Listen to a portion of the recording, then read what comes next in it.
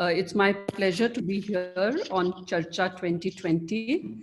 And I think talking about something which is a really pertinent topic in today's times, which is identity in the urban informal economy. I think the last few months have highlighted and brought into sharp focus a few things.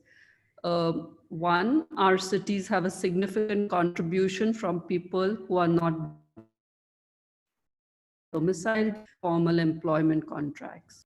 Second is that one out of almost every two people who stay in the city, or at best, maybe one out of every three people, are people who are staying in slums.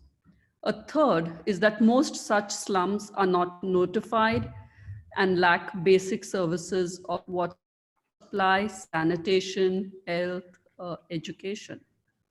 I think there are two large implications of these three facts in the post-COVID world. First, the health of the city as a whole.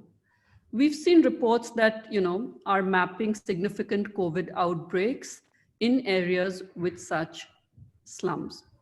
Second, and most important, is the fact that for this demographic, the informal economy, migrant workers staying in a city slum, there is significant health and income vulnerability, and equally significantly, a lack of access to welfare benefits. Today, 30% of country's population lives in urban India, and if approximately 40% of them belong to this demographic, it's imperative that in a post-COVID world, we focus on the individual and her engagement with the city, engagement in terms of access to basic services, engagement in terms of access to welfare benefits, and engagement in terms of being an important part of the holistic city. Let me introduce the panel that we have. I think one that will bring very diverse and rich views to this discussion. And I'll kick off with Rajiv Khandelwal, who's joining us from Udaipur. Rajiv is co-founder and executive director of Ajivika Bureau. He has held leadership roles in several nonprofit organizations in a 30-year career.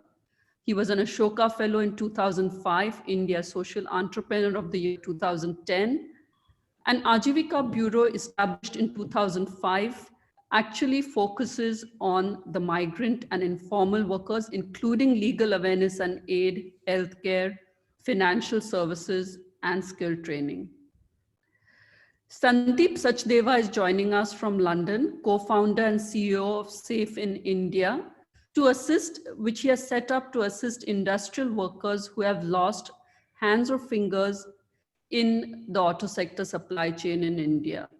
Currently repurposing the organization to assist migrant workers suffering from COVID-19 lockdowns. Saryu Natarajan joins us from Bangalore. Saryu is the founder of Apti Institute, which works to develop knowledge at the frontier of technology and society. She has a PhD from King's College London with a special interest on migration, housing, and urban electoral politics. Aniket Dugar joins us from Shimla. Aniket is the co-founder and CEO at Haq Darshak and has over 8 years of experience in the development sector.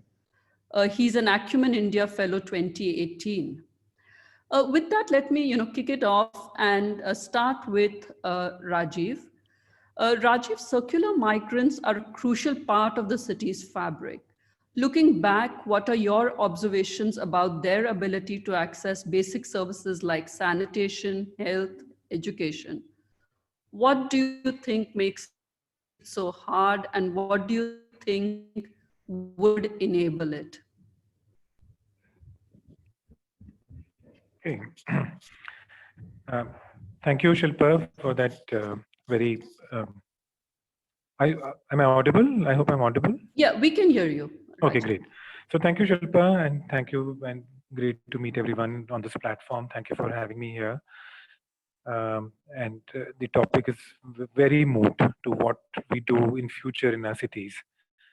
And my basic proposition is that whatever we are seeing in the cities is not new. It is an amplification of what already existed. The wholesale kind of alienation of informal workers and migrant workers from cities, which has resulted in their exodus, is actually a sign of what the kind of distorted relationship that migrants and informal workers have with the city to begin with. The short answer to your question is that their ability to access basic services is actually very limited, it's very compromised. And it is that ability that we have to now empower, we have to change going forward. What makes it hard is that large numbers of our informal workers in urban areas are not staking permanent claims in the city.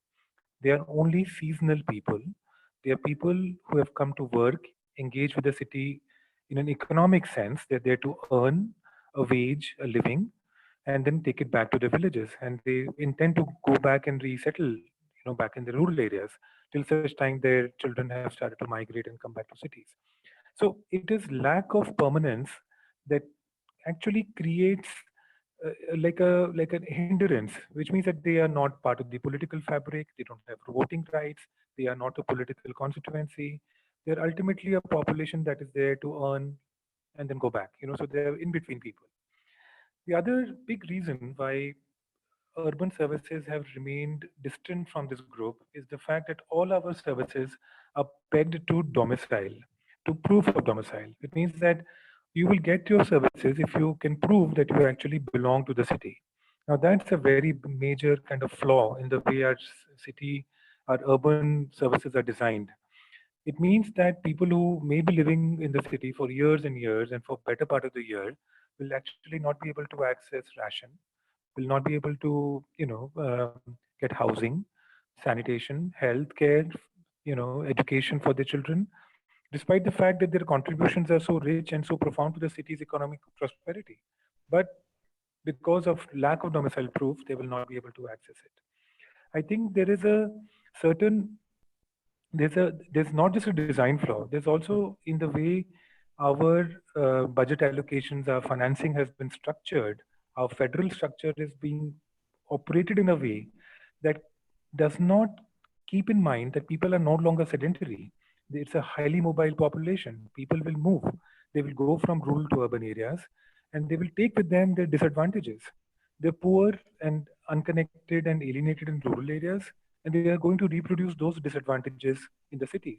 And I think it is really important that our design starts to think about urban planning and urban governance starts to think about that it is not dealing just with slum dwelling people. In many ways, I feel that slum dwelling people have actually found a foothold in the city. They will at least be given some services, some benefits, some essential kind of allocations will be made to them, but not the very bottom end of that demographic, which is actually the migrant worker. Now, my proposition is that we look at going forward these services, which are very much in the genre of roti kapda makan for informal workers and for migrant workers. We make sure that workers have food to eat. Let us remember that our workers, our informal workers, our migrant workers are amongst the lowest paid in the world. What they earn is not sufficient for them to eke out a dignified life in the city. So there has to be public provisioning and subsidy to helping them survive in city environments. So food, subsidized food is really essential, which means PDS. Decent housing, subsidized decent housing is very central. Let us remember that they are not people seeking permanent housing in the city. They are seeking part-time rental, temporary shelter. Let us ensure that that service is kind of up there. And finally, health and education becomes seamlessly accessible to them. And it is part of the social kind of offering, the part of the new social contract that the city makes with the migrant workers. And it is those services that need, I think, strengthening in urban areas. Currently, it is the breakdown of that contract, which in any way was very weak in the beginning, which is resulting in people desperately trying to get out of cities back to the villages, which at least offers them some dignity in their poverty. Right now, cities have kind of broken that contract with people. Right. Rajiv, may I ask you a follow-up question? I know you said roti, kapda, or makan, but in relation to housing, uh, what we've observed is even when a simple act of notifying a slum sometimes enables better access to services. So, what do you think about that? And in terms of a migrant population which is in the city, uh, how do you think the welfare connect can be strengthened? I know you did speak about it a bit, but would you like to talk a little bit more about that? So, that's interesting. So, slums do get some access, and We are losing you, Rajiv.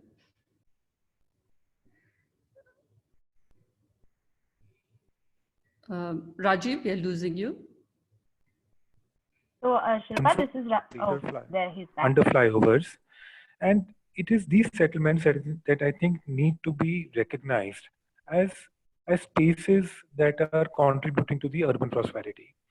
So one of the first things is to do is to map, enumerate, and not criminalize them, not evict them, but understand that these are spaces that are existing. These are people who are not beggars or home or just destitute. They're part of the city's working population.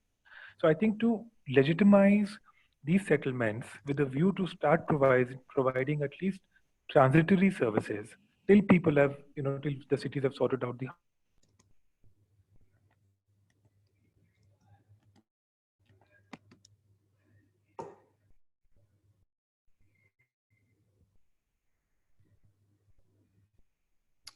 Yeah.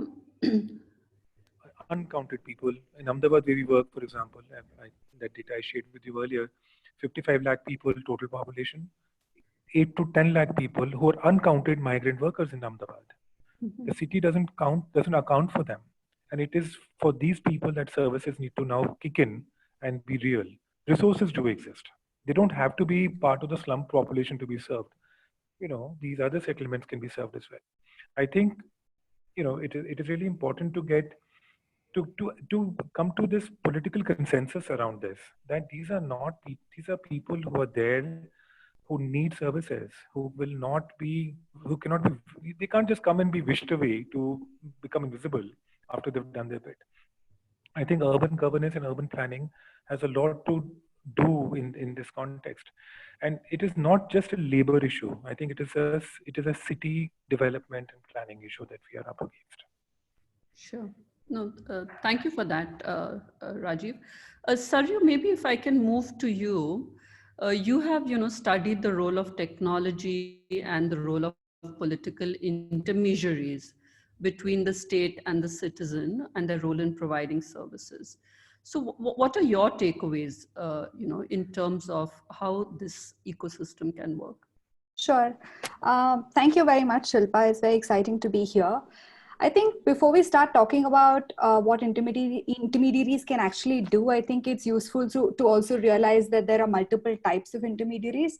So political intermediaries can be seen as one end of the spectrum, but there are other kinds of intermediaries that work to serve citizens in connecting them to the state or in enabling migrants to see the state or enabling poor citizens to see the state. Some of these are NGOs or local community service organizations. They could also be just, in my fieldwork, people called leaders or local bigwigs who can play the role in helping people connect to the state. So to recognize that there's a range and there's sort of potentially a differentiation in the way they help with citizens, as well as help in intimidating the state, is important right up front. Now, it's also important to realize, and again, this is something that's coming out from the work we're doing now in looking at urban service delivery and also my old work, is that the intermediation is not always at an individual level, but very often at a community level. And I think that's particular insight is very, very important in thinking about the role of technology. particularly because technology seems to see communities as atomized individuals, that each one of us has a relationship with the state, which is true, and nobody's denying that or taking that away. But there is very often the situation that communities engage with the state asking for something in their neighborhood. So it could be a road, it could be better street lighting. This is in the domain of service delivery. Even welfare, which is most often individualized, there is a community dimension to it, in that very often communities together have a common need for accessing certain types of welfare programs. So programs around housing, for example, which is usually like the JNNURM is done at a community level. So to take away the community dimension is something that can actually hinder individual and citizen access to the state. And so I guess the biggest takeaway here is for technology to think of ways to engage with intermediaries who work to amplify, aggregate, and put together community voices. And this means that it's a component of training and capacity building, but also significantly recognizing that you want to amplify voices as a group.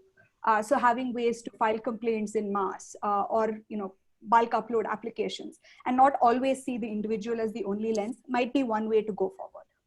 Yeah. No, that's really interesting, Saryu. So, what I hear you say is that technology has a role. So it's not to say technology doesn't have a role, but the person who accesses the technology intervention could be the community leader. And it's really interesting you say that, because I was chatting with someone who had set up a grievance redressal system, and he said the people using it most were not people directly using it, but representatives of the people who were using it, including elected representatives. So that was really interesting, actually. Absolutely. Yeah. And a lot of these leaders, community leaders or political intermediaries, they have the phone numbers of the people in the municipality. I mean, they chat on WhatsApp and they have that direct connect. So right. It's much more likely that they are the ones doing the contacting. But sorry, you had a question. Yeah, no. Thanks for that, Saryu. And let me, just get Aniket into the discussion. So Aniket, Hakdarshak has actually played a fairly central role in helping citizens avail, of government support and welfare benefits. What do you think are the challenges that citizens face in the process of accessing welfare benefits in general? And in particular, what would you say are the experiences, with reference to an urban worker, particularly the migrant urban worker? So I think the majority of the challenge lies in the information itself. Citizens are not aware of the exact eligible schemes that there are. Government has so many eligibility rules. Eligibility criteria of schemes literally works like a probability theorem. If you belong to this caste or this income or disability or domicile, then you'll get this scheme. Also, a large challenge tying up to the things that Rajiv and Saryu said. One is essentially identifying the political economy around schemes, right? If you are not a voter for the local community, it's very difficult to mobilize that local community to get schemes. Let's take the example of rural India, right? Like the closest point to get schemes is the Gram Panchayat and Gram Sevak. The parallel in the urban community is the corporator. But the corporator is not going to work for you if you're not the voter. So the voting becomes very important. Second big challenge that we see is that, there is the using the local community, using the technology. So technology alone is not the solution, but the enablers to technology, involving the local community in pushing this information, ensuring that the entitlements are received by urban community. So including the documents, including the schemes. So that becomes a huge challenge and a huge gap which needs to be fulfilled. Another thing is that identifying the different documentation, something that has already been discussed earlier, is around the domicile. So that becomes extremely important. Some of the schemes that were announced yesterday as well, right? One nation, one ration card, which can be a huge push. But then there will be a pull and push on the federal system of the country. You're taking away more rights from the states. So how do you counter that? right? Similarly, if there is going to be more push on getting, ideally using technology, getting a government welfare scheme should be as easy as getting a bank transfer. If I'm sitting in Himachal, my bank Right. account is in Pune, I should be able to get that bank transfer. I shouldn't have an issue. But what becomes a challenge is taking away those rights from the local, state, local government, because they are looking at welfare economics primarily around voting, politics. How does that? How do those families get the benefits, and they can claim the benefits later, have been pushed by those political parties or resources. So I think that becomes a huge challenge in the urban communities. Also, some of the other schemes that are being pushed now on the point of roti kapda makan, right? The rental, the getting migrant workers and construction workers rental accommodation. So that also there is no tied up benefit to the construction company. What are the incentives to the company? What are the incentives to the supplier? What is the incentive to the entire supply chain? You are asking in a construction, on a construction site, for the construction company to set up rental accommodation for migrant workers, which makes a lot of sense. But what is the government subsidy around it? What is the long-term planning around it? How is that land going to be monetized later? Unless and until those stakeholders are brought in, we are going to do piecemeal solutions because there is a crisis right now. There is no long-term planning or thinking around the basic universal rights of all urban migrants. Can we think of, for example, a national urban employment guarantee program? Just like you have the rural employment guarantee program. But what will it look like? What are the stakeholders? What are the challenges? It's going to involve more people on the supply side of things and a lot of voice from the migrants itself.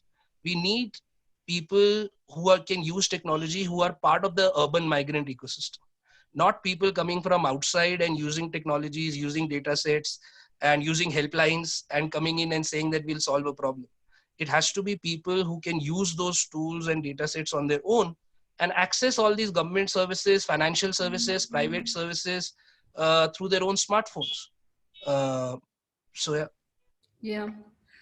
No, thanks for that, Aniket. You did mention, the incentive structures of various people in the ecosystem. And I was curious, you've done some pilots on BOCW fund and getting access for construction workers. So I was curious that, let's say contractors as a community, what incentive structure could work for them to actually get, people enlisted under the BOCW fund? So I think number one, any subcontractor or contractor on a given week employs on large sites 400, 500, sometimes thousands workers. What we need to realize is that they only have about 50 to 100 of these workers on roll, which means they'll get their ESI, PF, all the labor law compliance done. The remaining 700-800 workers are deliberately kept on a daily wage system, which are called NACA workers who are brought in. So one is acknowledging that fact, because the economics of the construction business doesn't allow for 800 people to be on, put on roll on all those benefits. So sometimes, I mean, I'm just saying that whether it's right or wrong, if you just acknowledge that and say, okay, what can we first do for the contractor, for those 100 people that they are willing to onboard? That is number one. So they have a certain percentage who they are willing to give ESI, who they are willing to give PF, who they are willing to do skilling schemes, who they are willing to invest on a creche on the site. Then there are, because contractors are also micro entrepreneurs themselves, there are some schemes for them. They want to avail of loans. They want to know what tax subsidies they can get, what other incentives they can get from banks. So I think getting them incentives can get them on board. And then I think we can move ahead and look at the other workers as well. So I think that's something, an approach that we have tried in sites, on sites, some of the sites that we have worked, and it has worked in the sense that it has allowed us to bring in more innovations, more local partners on that site. So the willingness and openness has been built. So I think just like any work, we need to acknowledge the stakeholders that are there. And the biggest stakeholder in construction, for example, is the contractor. It is not the builder, I mean, the brand.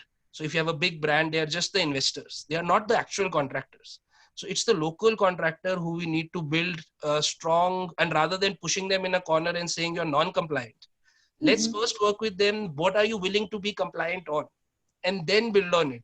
Because they are not, I feel, brought on board on a lot of the programs that are tried out on construction sites. by different partners. I mean, by different stakeholders in the community. Right. No, thanks, Aniket. That was really useful. And Sandeep, I was wondering if you could also share your own experience about how to get stakeholders invested into what you're trying to do. Can you talk a little bit about that? Sure, sure. Thanks, Shilpa. It's great to be here with you, Rajiv, Saryu, and Aniket. Before I jump into that, can I just set the context in terms of delivery and what we're trying to do, and then maybe I can come to your question. So, as you said, we have been helping workers who have lost their hands or fingers in accidents in factories in Gurgaon, right? So, for the past 3 years, we've helped something like 2,500 of these workers. Now, what have we learned from them or from there is this, that although as ESIC registered workers, these are meant to be formal, 2/3 of them did not have their ESIC card until the day of the accident, which in effect meant they were informal, right? 90% of them odd are migrants. 90% of factories we believe in Gurgaon where we work are not registered. So part of the equation that we are dealing with here is there are a lot of migrant workers that we want to work with, and this equation of employer-employee that Rajiv talked about, although it should be informal, as structured by law, is sitting in informal, right?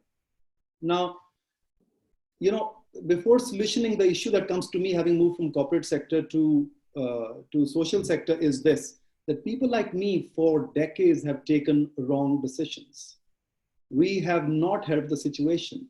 And the answer lies, in my mind, number one, in influencing those leaders, people like me in the past or today's leaders or future leaders, is changing the way they take decisions. I think everything else to me sounds like a bit of a tinkering, honestly, right?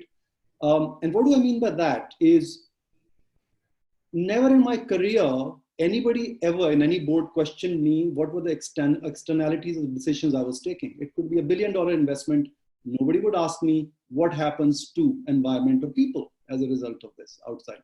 So how do I influence that? How do we influence that, right? The answer, I think social sector has done it very well in many areas, is first, I think all of us, as you're doing today, need to talk about this problem much, much more, not just COVID time. If you see the media before COVID, hardly any mainstream media carried news of workers. Hardly any journalist is left on worker beat. There is no more thing called worker beat anymore, apparently, right? So how do you keep this top of mind in future, to me, is really important for changing the minds of stakeholders. And that means leaders in the government, that means leaders in the private sector who are making these big decisions. And that's really important to me. Otherwise, we are tinkering.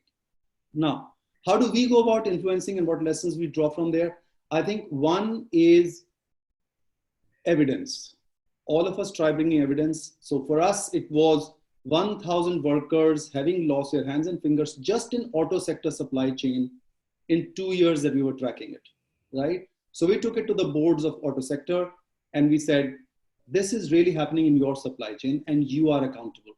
So finding the end of the commercial chain, which is in this case, the brand owners, to me is a big influencing piece, because if they decide to improve their supply chains, if they decide to improve the human rights and environment in their supply chain, it is a much more effective strategy than people coming from the side, right?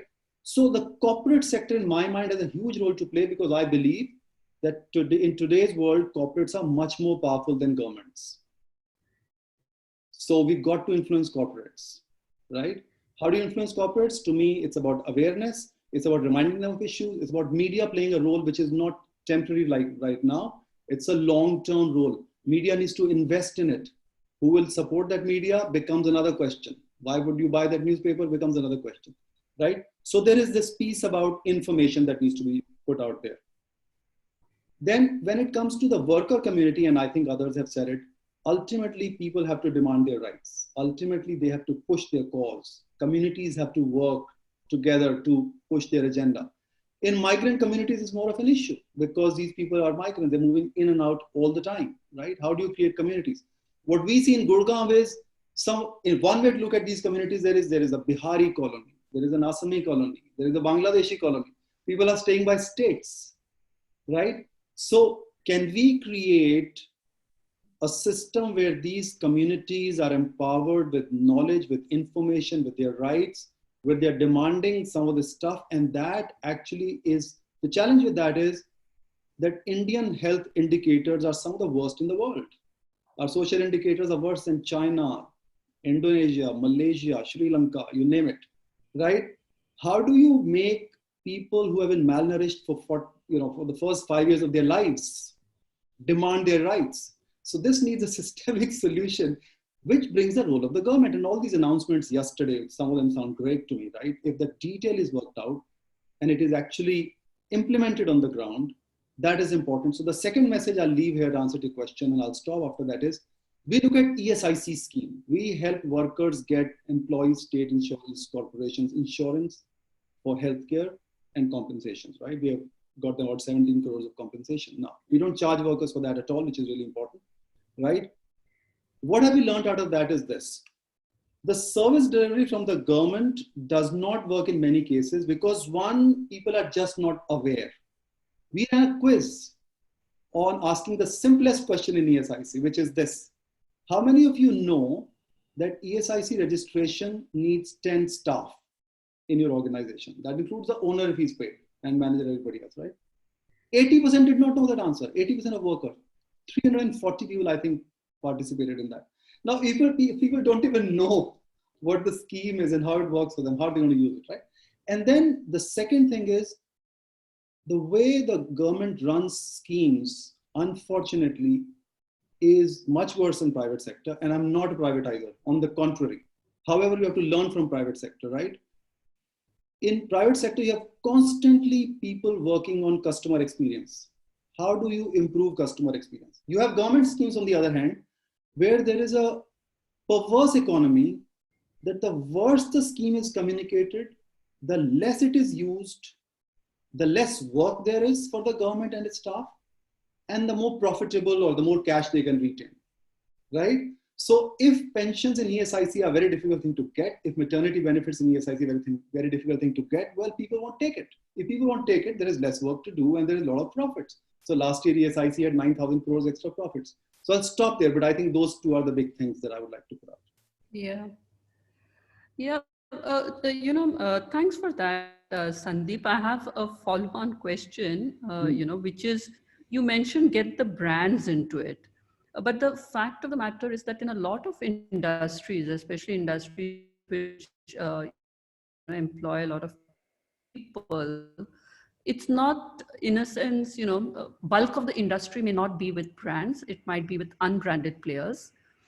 So how do you, tackle that part of the industry? Very good question, Shilpa, and we have been trying to do that. And I think there is no perfect answer to this, but the way I look at it is as follows. When there was a burning platform in Bangladesh because of the fire in Rana Plaza where 400 workers died in a fire, right? The clothes brands all over the world, especially the US and Europe, right, had to go into Bangladesh to start improving ground conditions in those factories. They haven't succeeded 100%, but the move has begun and it is already on the right track and factory conditions have improved. When we look at our own work in Gurgaon, where there are 3 large auto sector brands, and I'll not name them, and their boards are engaged with us. We have got chairman of one of the largest companies interacting with us. We believe that if the issue is put to them in the right way, constructive way with solutions, then they are willing to look at their supply chain where, as you say, majority of the manufacturing is happening. 70% of the accidents that come to SAFE in India come from tier 2, 3, 4 of brands, not the brand factory, not even the next one, but the ones after that. But the fact is, at least one of the largest brands in the country is working with us to improve safety in that supply chain, because some solutions are not too difficult. And I think it's an important point. It looks very difficult. It looks like economics won't work for it. It looks like this is out of their hands, right? But not so. Just 52% of accidents in this chain happen on power press. Power press accidents can be stopped by putting a sensor on the power press or some good practices. If we can just do that in just power press supply chain, 1/3 of the accidents can be stopped. Now, this is something people who are engaging with us are willing to work on it because it's a practical solution.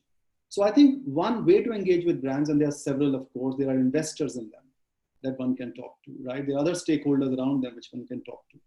But the point is that one also needs to have practical solutions which can work, and you start from there. Right.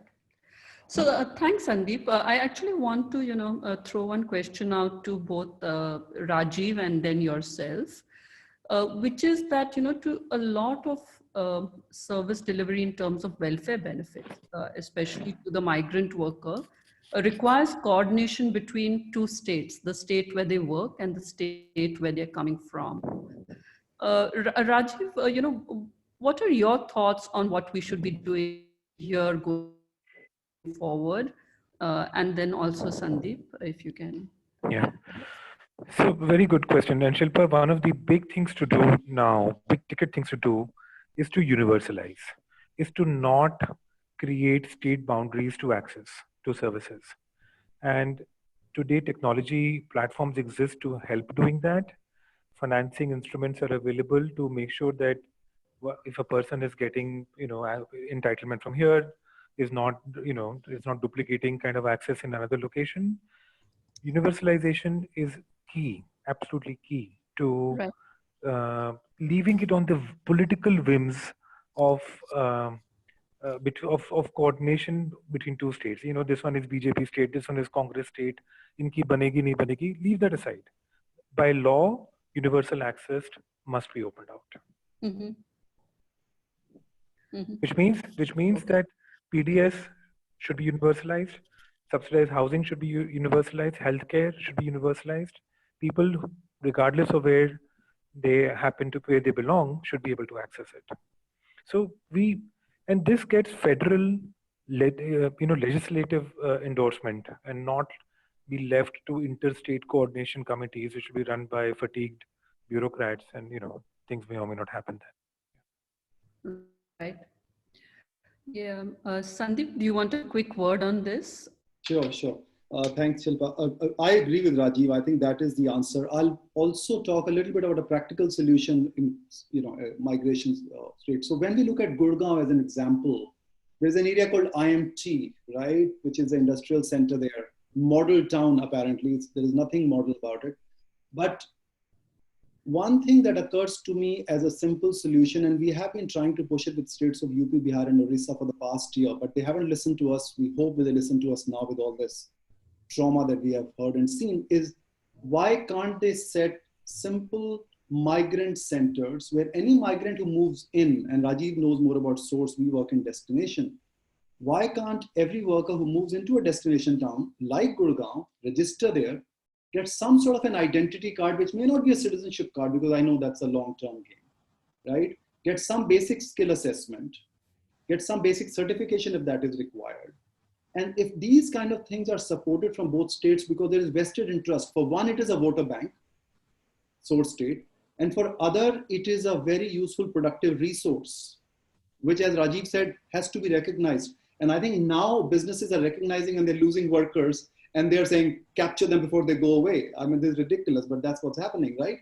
They recognize now, if we can create a system which is very practical and simple in these locations, where one can get a bit of an identity, a little bit of skill assessment, a job center maybe where there is a centralized job inventory coming from various people.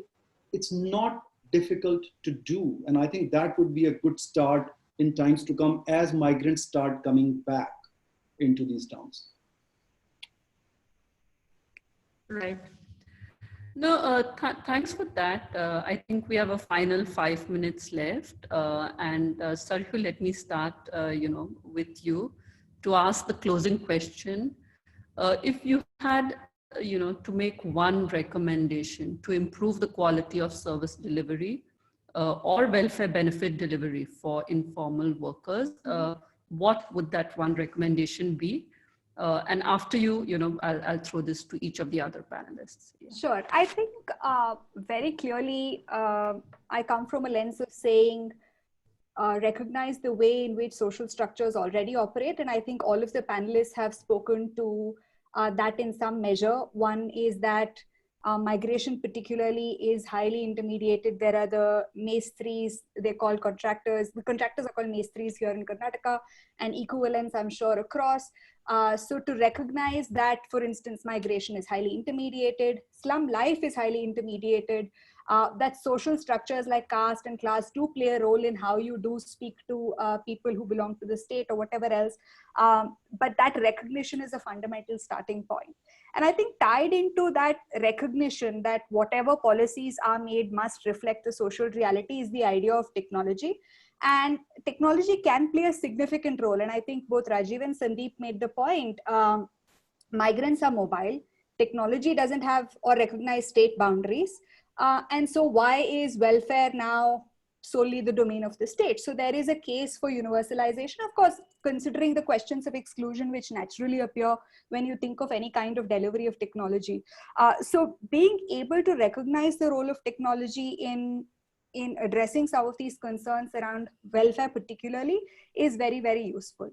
Now, having said that, in considering both the reality of society as well as the role of technology, is sort of bringing the two and saying that in what instances do people interact individually versus in what instances do they interact as a community. So I think being able to recognize that difference and design thoughtfully and not just deploy the same thing everywhere would be critical. So I think that would be my takeaway.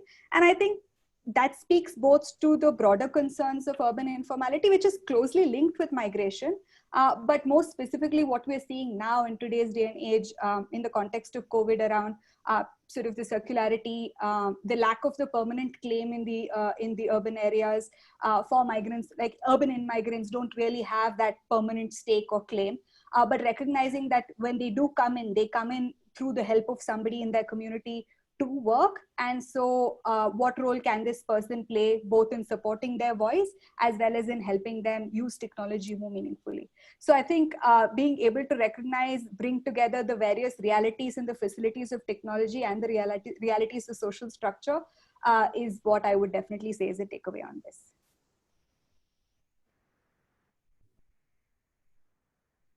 Yeah.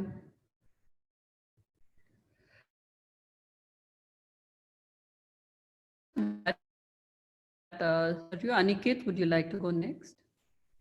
Yeah. So I think for basically pushing urban entitlements to urban migrants, I think three things are important. One is scaling up information in local language and through a lot of local tools, easy to understand information, which is bases their profile. So not like bombarding them with a lot of information of entitlements, but specific to their profile.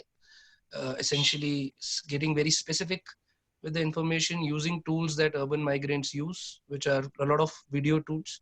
So getting the first thing would be the right information, the correct information for their entitlements, both at destination and at source. Second would be to invest a lot on local leadership so that the coordination on applications, the coordination on last mile can be done from within the urban migrant leadership. So building that kind of leadership which we have been able to demonstrate as a system that has been possible in rural, I think it's also possible in urban by giving them the right kind of leadership. And the third is giving options and choice. So we've already mentioned using technology, looking at welfare benefits more as services like financial services, services like banking, remittance, all the other things, but also when it comes to simple schemes like healthcare, right? Like I am in Himachal, there is an Ayushman Bharat, there is a HimCare scheme. There are two schemes. Now it should be a choice which I want to opt for. First step would be information. Second step would be who's going to get me the information. Third step has to be a simple choice. What is it that I want to opt for? Whether I am in Shimla, whether I'm in Delhi, whether I'm in Chandigarh, it doesn't matter. If I am eligible for this particular healthcare scheme, and universalization of certain central government schemes has happened. It is not like it hasn't happened right now, or it will not happen in the future as well.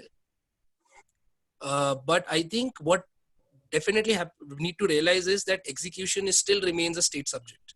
So for the longest time, West Bengal hasn't taken up Ayushman.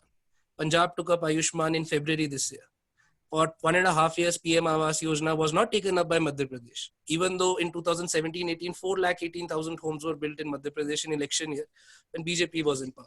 Whatever we do, whatever is a universalized central government program, whether it's Ujjwala, whether it is Jan Dhan, whether it is, healthcare, we have to recognize and coordinate with the state. I think universalization of schemes and the federal economy and the federal structure of the country go hand in hand. Yeah. Thanks, Aniket. Sandeep? Thanks, Shilpa. Since, this is the time to think opportunities and everybody is thinking opportunities, one thing that comes to my mind often, and I'm not an expert at this, so I may end up sounding like a fool, but, in rural areas, we have this NREGA kind of a thing for employment.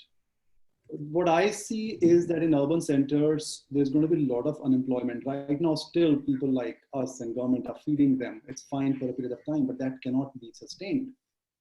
A lot of people, we interviewed a number of people yesterday, they want to stay back. Yesterday's number was 30% of workers that we interviewed wanted to stay back in towns, even if they didn't have jobs. I'll come with final data in a couple of days.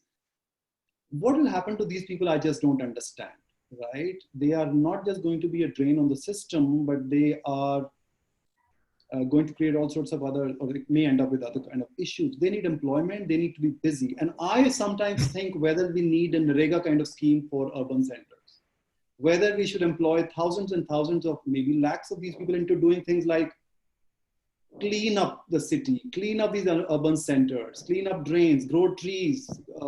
These rental accommodations don't have water supplies, get the water supplies in there, improve the living conditions of people. Can we employ all these people with, of course, government subsidies, and maybe private sector will come to sponsor some of this, because it sounds like a perfect CSR opportunity for local large corporates. Why can't we have, for example, in Manesar, good Maruti, Hero, Honda saying, and government saying, let's spend a few crores, several crores on employing all these people for 1 year to make this place better, to live and work. Just a thought. Yeah, thanks, Sandeep. Rajiv, we let you have the last word. I am going to be somewhat provocative. I think the state of services and access will improve if we decide as a society and an economy to do away with informality. Why have we accepted it as a reality of our economic, framework? It is when urban informality transitions to urban formality, which means when people have written contracts, they have social security, they have rights that they can enforce in the legal arena, when they have healthcare, they have leaves, they have benefits. It is at that point that the relationship with the city will stand permanently modified. It is the informal nature of their employment that creates subservience in a city environment. And till we question that, we cannot take informality as given, as permanent. That seems to be the case. 93% of our entire workforce is unorganized and informal. How can we live with that number? There's informality growing in the formal sector. I think it is that needs to be challenged, changed with whatever we do. And it is till that happens, I don't think the providers, the government or the industries or the employers are going to, we can very easily go back to business as usual, Shilpa, because the fundamental nature of our workers' relationship with the economy will not stand changed. That needs to change. Right. Thank you. Thank you. No, I think we've had, great discussions, powerful thoughts there. There were more questions from the audience. I think we'll commit to, sending an email reply to those questions that we couldn't answer. Let me, kind of summarize my takeaway. I think we started, with Rajiv saying the in-between people. So, people who neither belong to one place nor another. And also the commentary that, it is, welfare on the one hand, and then the politics and economics of the welfare on the other hand.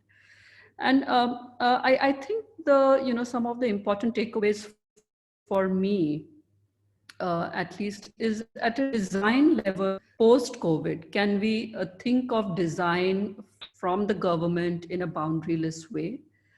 Can we take some facts into account? I mean, acknowledging the facts was a point well made. The facts of who the migrant workers are, the facts of who the stakeholders are, and can we take their own, the points of view of all the stakeholders also on board and engage them into this discussion.